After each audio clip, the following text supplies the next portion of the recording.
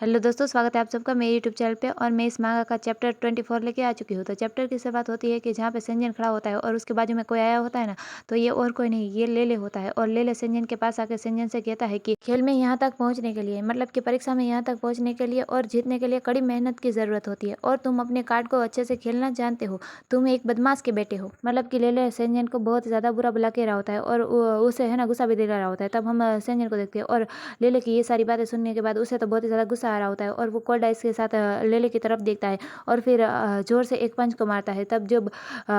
लेले को वो पंच पड़ता है तब उसका चेहरा तो पूरी तरह से बिगड़ जाता है और वो सीधा धड़ाम से जाके जमीन पे गिर जाता बड़ा है। आया मुझसे और पंगा हम लेने वाला। सेंजर को देखते हैं तब जो अपने हम हाथ को ठीक कर फेंग रहा और होता है। लियानी को देखते हैं और जो फेंग होता है ना वो अभी भी लियानी को मारने के लिए जा ही रहा होता है और जो लियानी होता है ना वो उसके वारों को डॉज कर रहा होता है, मतलब कि उसके हमलों से बच रहा होता है। और उसके वारों से बचते हुए वो लियानी की नज़र है ना सेंजन की तरफ जाती है। तब वो कुछ नोटिस करता है, मतलब कि लेले वहाँ पे नीचे गिरा हुआ है और सेंजन वहाँ पे खड़ा हुआ है। तब जो लियानी होता है ना वो जल्दी से भाग के सेंजन के पास चला जाता है और सेंजन के हाथ को पकड़ते हुए सेंजन की फिक्र करते हुए कहता है कि क्या उसे मारते समय आपके हाथ में चोट लगी है? मैं जानता था उसके जैसा स्केरी आदमी आपके पास आएगा तो वो कुछ आपके साथ कुछ भला नहीं होगा, मतलब कि वो आपके साथ जरूर कुछ बुरा करेगा। क्या उसने आपका अपमान किया है? मतलब कि क्या उसने आपकी इंसल्ट की है? तब हम सेंजन को देखते हैं और सेंजन लियानी की बात सुनने के बाद अपने मन में सोचता है कि स्केरी, मतलब कि वो ये सोचने लगता है कि क्या वो एक डरावना था। तभी वहाँ पे फेंग आता है और फेंग सेंजन के सामने आ जाता है और सेंजन की तरफ देखते हुए कहता है कि कोई इतना ईर्ष्यालु हो रहा है मानो वो मुझसे नोटिस होने के लिए बेताब है। मतलब कि वो इनडायरेक्टली सेंजन को ये कह रहा होता है कि तुम ये सारी चीज़ें इसलिए कर रहे हो कि मैं तुम्हें नोटिस करूँ और तुम्हारी तरफ ध्यान दूँ। और फिर सेंजन की तरफ देखते हुए सेंजन से कहता है कि क्या ख्याल है कि तुम मुझसे माफ़ी मांग लो ताकि मैं इस मैटर के बारे में जाने दूँ, मतलब कि मैं इस मामले को छोड़ दूँ। तब फैन की बात सुनने के बाद जो सेंजन होता है ना वो आग बबूला हो जाता है और गुस्से से अपने मन में चिल्लाते हुए कहता है कि क्या कहा तुमने? मैं उसे माफ़ी मांग लूँ? मैं उसे माफ़ी नहीं मांगने वाला। पर सेंजन ऐसा कहता नहीं है और वो कुछ सोचने लगता है और वो वहीं पे खड़ा होता है। तब जो लियानी होता है ना वो फैन की बात सुनने के बाद सेंजन के पास जाता है और सेंजन से कहता है कि सेंजन, मैं आपका सेंट्रल हूँ, आप इस मामले से कैसे निपटना चाहते हैं मुझे बता दीजिए। मतलब कि आप मुझसे कह दीजिए कि आप इस मामले से कैसे निपटना चाहते हैं, फिर मैं इस मामले से निपट लूंगा। और ऐसा कहते हुए लियानी सेंजन की तरफ ही देख रहा होता है और उसकी आंखें और उसका दिल सेंजन के जवाब पर ही टिके हुए होते हैं कि मतलब कि सेंजन क्या कहने वाला है। तभी हम सेंजन को देखते हैं और उसे कुछ याद आ जाता है और वो बात याद आने के बाद वो है ना लेले की तरफ देखता है और एक हल्के से मुस्कान करते हुए कहता है कि तुम्हें क्या लगता है कि मैंने तुम्हें किस लिए मारा है? मात्र 71.45%। मतलब कि सेंजन उसकी अनुकूलता बताता है। तब जो लेले होता है ना वो सेंजन की बात सुनने के बाद थोड़ा सा घबरा जाता है, मतलब कि वो हड़बड़ाने लगता है और अपने मन में सोचता है कि मैंने अपनी अनुकूलता के बारे में किसी को नहीं बताया है और इसे गुप्त रखा है। आखिर वह इस बारे में कैसे जानता है? मतलब कि वो मेरी अनुकूलता के बारे में कैसे जानता है? और ऐसा सोचते हुए लेले को पसीने भी आ रहे होते हैं और वो सेंजन से कुछ नहीं कह पाता है, मतलब कि वो सबसे ये भी नहीं कह पाता है कि सेंजन की गलती थी या उसकी, और वो कुछ नहीं कह पाता है और वैसे ही चुपचाप होता है। और फिर सेंजन को उससे माफी नहीं मांगनी पड़ती है और वो दूसरी तरफ जाने लगता है। तब जो लियानी होता है ना वो भी सेंजन के पीछे पीछे जाने लगता है और फिर थोड़ी देर चलने के बाद जो लियानी होता है ना वो पीछे से सेंजन के पास आ जाता है और सेंजन से कहता है कि आपके कहने का क्या अर्थ था? मतलब कि आपने लेले से कहा उस बात का क्या अर्थ था? आप मुझे इस बारे में बताइए ना, मैं इसे गुप्त रखूंगा और किसी को नहीं बताऊंगा। मतलब कि मैं भी इसे सीक्रेट रखूंगा और किसी और को नहीं बताऊंगा। आप मुझे इस बारे में बताइए ना। मतलब कि सेंजन ने लेले की अनुकूलता के बारे में बताया है।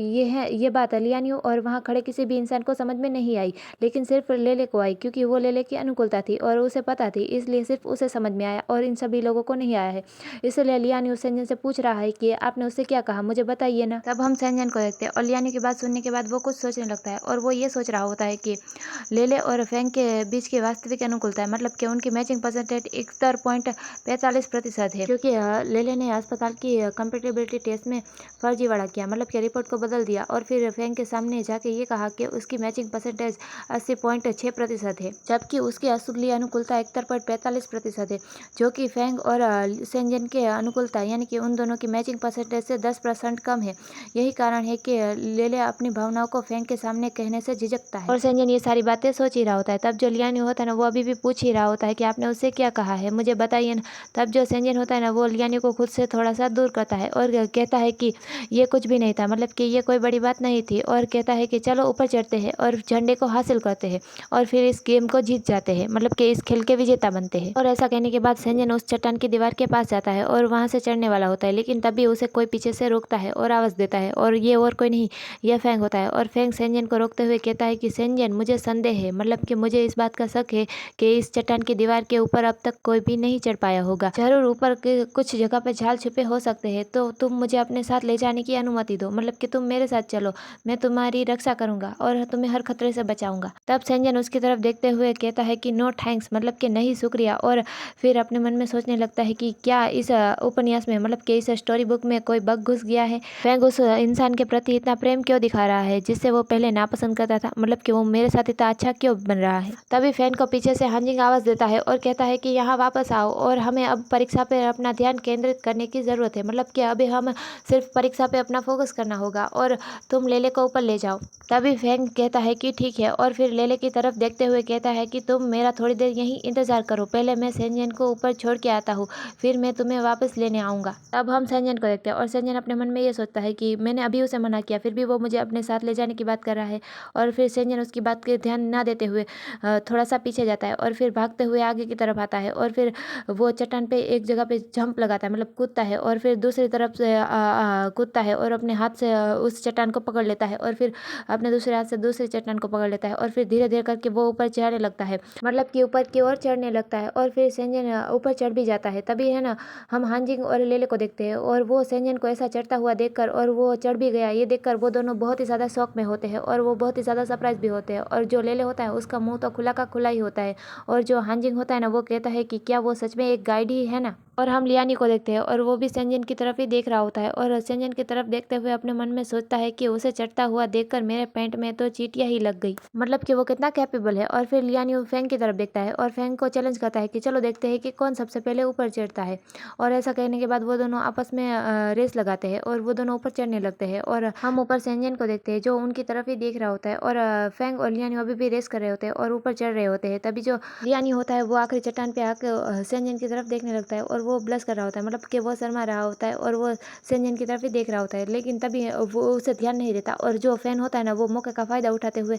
जल्दी से जंप करके ऊपर चढ़ जाता है और वो ऊपर आ जाता है और वो कहता है कि मैं जीत गया, मैं जीत गया, मतलब कि मैं सबसे पहले ऊपर आया। और वो ऐसा ही बहुत ही ज़्यादा खुश लग रहा होता है, मतलब कि वो बहुत ही ज़्यादा खुश होता है। तभी हम यानी सेंजन को देख के एक नाटक करने लगता है, मतलब कि एक ड्रामा करने लगता है और वो फैंग की तरफ देखते हुए कहता है कि वो बहुत ही ज़्यादा मतलबी है, आप मेरी मदद कीजिए सेंजन।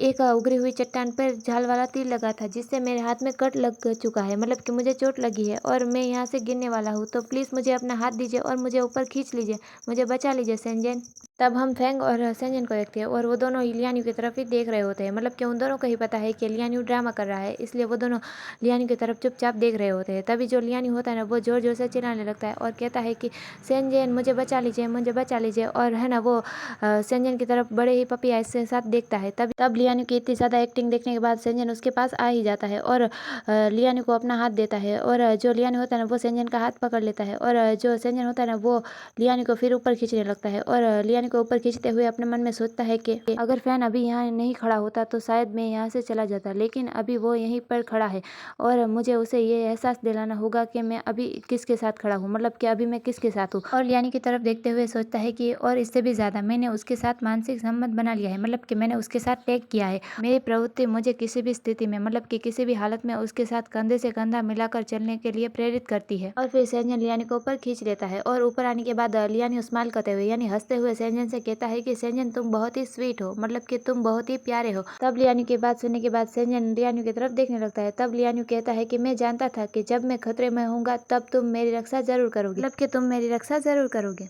तब लियानी की ये मीठी मीठी बातें सुन के जो फैंग होता है ना उसे तो बहुत ही ज्यादा गुस्सा आ रहा होता है और वो गुस्से से चिल्लाते हुए कहता है कि अगर तुम्हें एक गाइड से सुरक्षा की आवश्यकता है तो तुम स्वयं को, मतलब कि खुद को एक सेंट्रल कैसे कह सकते हो। मतलब कि अगर आपने स्टोरी देखी होगी तो आपको पता होगा कि सेंट्रल गाइड से ज़्यादा ताकतवर होते हैं, इसलिए जो फैंग है ना वो कह रहा है कि तुम्हें अगर एक गाइड से सुरक्षा की ज़रूरत पड़ रही है, मतलब कि एक गाइड जो तुम्हारी रक्षा करे, तो तुम अपने आप को सेंट्रल कैसे कह सकते हो। तब लियानी सेंजन के पास खड़ा होता है और सेंजन के हाथ को अपने दोनों हाथ से पकड़ता है जैसे कि वो उसके हाथों में हाथ डाल रहा हो और वैसे हाथों में हाथ डाले हुए हंसते हुए फैंग की तरफ देखता है और फैंग से कहता है कि मैं अपने आप को चाहे जो चाहे वो कह सकता हूँ और आप यहाँ पर क्या कर रहे हैं, मतलब कि अगर तुम्हें सो कॉल्ड रोता हुआ गाइड ही पसंद है तो तुम उसे ढूंढने जाओ, तुम यहाँ पे क्या कर रहे हो। तब लियानी की बात सुनकर और उसे सेंजन का हाथ हाथ पकड़ा हुआ देखकर फेंग को तो बहुत ही ज़्यादा गुस्सा आ रहा होता है और वो गुस्से से कहता है तुम में तो मैं, और फेंग बहुत ही ज़्यादा गुस्से में होता है और वो लियान्यू की तरफ ही देख रहा होता है। तब हम फेंग के आध्यात्मिक जानवर को देखते हैं, वो भी बाहर आ चुकी होती है और वो भी गुस्से से लियान्यू की तरफ ही देख रही होती है और वो भी बहुत ही ज़्यादा उग्र होती है।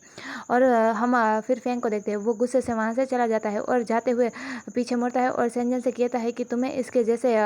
कचरा सेंटर के साथ घूमने की ज़रूरत नहीं है, मतलब कि आपको ऐसे कचरा सेंटर के साथ घूमना नहीं चाहिए। और ऐसा कहने के बाद फेंग वहाँ से जाने लगता है और वो जा रहा होता है। तभी जो लियान्यू होता है ना, वो फेंग को जाता हुआ देखकर बहुत ही ज़्यादा खुश हो रहा होता है और वो उसके आजू बाजू एक अलग से ही चमक होती है और वो अपने मन में सोचता है कि मैं जीत गया, मतलब कि मैंने उसे हरा दिया और मैं जीत गया, सेंजन सिर्फ मेरा है। तभी हम सेंजन को देखते हैं और सेंजन लियान्यू की तरफ ही देख रहा होता है और वो लियान्यू की तरफ देखते हुए अपने मन में सोचता है कि डार्क सेंट्रल 1802 अपने से छोटे सेंट्रल को हराने का और उसे धमकाने का आनंद ले रहा है, मतलब कि लियान्यू फेंग को धमकाने का और उसे चिढ़ाने का आनंद ले रहा है, मतलब कि मजा कर रहा है। फिर सेंजन थोड़ा सा खांसता है कि मतलब कि वो उस लियान्यू से पूछना चाहता है कि तुमने कहा था ना कि झंडा वाले लोग ऊपर होंगे, तो झंडा कहाँ पे है। अभी हम लियान्यू को देखते हैं और लियान्यू पहले तो उसकी बात को नहीं समझ पाता है, लेकिन फिर समझ जाता है और उसे आइडिया हो जाता है कि सेंजन किस बारे में पूछ रहा है। तभी जो लियान्यू होता है ना, वो एक तरफ पॉइंट करते हुए सेंजन को उस तरफ दिखाते हुए कहता है कि वहाँ पर जो लोग हैं उनमें से जो सेंट्रल उनका टीम लीडर है ना, उसके हाथ में झंडा है। तभी हम उस तरफ देखते हैं, तो उस तरफ है ना 5 लोग खड़े होते हैं और वो पांचों है ना उनकी तरफ ही देख रहे होते हैं और हमें दिखाया जाता है कि ये होते हैं झंडे के रखवाले, जो कि झंडे की हिफाजत करते हैं और रक्षा करते हैं। तभी उनमें से जो एक सेंटर होता है ना, वो सेंजन और लियान्यू से कहता है, मतलब कि उनकी तरफ देखते हुए उनसे कहता है कि अगर आप थोड़ा और नजदीक आए, यानी कि झंडे के 5 मीटर और करीब आए, तो आपको हमसे फाइट करनी होगी, तो अपना अगला कदम सोच समझ के आगे बढ़ाइएगा। तभी जो लियान्यू होता है ना, वो उसकी बात को थोड़ा सा इग्नोर करते हुए थोड़ा सा आगे आता है और वो आगे की तरफ चलता है। तभी जो सेंटर होता है ना, वो जोर से चिल्लाते हुए कहता है कि क्या आपने मुझे ठीक से सुना नहीं, और अगर सुना है तो क्या आप हमें चुनौती देने की योजना बना रहे हैं, मतलब कि हमसे फाइट करना चाहते हैं, और अगर ऐसा है तो आप लोगों को क्या लगता है कि आप दोनों हम सबको हरा सकते हैं, मतलब कि आप लोगों को ऐसा लगता है कि आप हमें हरा देंगे और हम आपसे नहीं निपट पाएंगे। तभी हमें एक लाइन ड्रॉ की हुई दिखाई जाती है जहाँ पे 4.9 मीटर्स लिखा हुआ होता है। तभी हम देखते हैं कि सेंजन उसके ऊपर ही खड़ा होता है और वो है ना थोड़ा सा आगे आता है और वो कोल्डली उन सब की तरफ ही देख रहा होता है, मतलब कि वो अपने कोल्ड चेहरे से और आंखों से जैसे ये कह रहा हो कि मैं तुम्हारी धमकी से डरता नहीं हूँ। तभी झंडे की रखवाली करने वाली टीम का जो मेन सेंट्रल, यानी कि उन सब का जो टीम लीडर होता है ना, वो आगे आता है और वो उसने हाथ में झंडा भी पकड़ा हुआ होता है और वो सेंजन और लियान्यू की तरफ देखते हुए उनसे कहता है कि अंतिम पड़ाव में आप लोगों का स्वागत है, मतलब कि आखिरी पड़ाव में आप लोगों का स्वागत है और कॉन्ग्रेचुलेशंस यहाँ तक पहुँचने के लिए। और अगर आप हमारे हाथ से इस झंडे को विनम्रतापूर्ण, यानी कि शांति से हासिल करना चाहते हैं, मतलब कि शांति से लेना चाहते हैं, तो आपको हमें इस झंडे के बदले में कोई समतुल्य मूल्य चीज़ देनी होगी, यानी कि इस झंडे के बराबर की कोई चीज़ देनी होगी। अन्यथा, मतलब कि इसके अलावा अगर आपको इस झंडे को हासिल करना चाहते हैं तो आपको हमसे फाइट करके हमारे मृत शरीर के ऊपर से इस झंडे को हासिल करना होगा। तो यहीं पे हमारा ये वाला चैप्टर पूरा होता है। तो आने वाला चैप्टर बहुत ही ज़्यादा अच्छा होने वाला है, तो उसे देखना ना भूलना। और अगर आप लोगों को मेरी वीडियो पसंद आई है तो मेरे चैनल को लाइक कर दीजिए, सब्सक्राइब कर दीजिए और गुड बाय। फिर मिलेंगे नेक्स्ट चैप्टर में।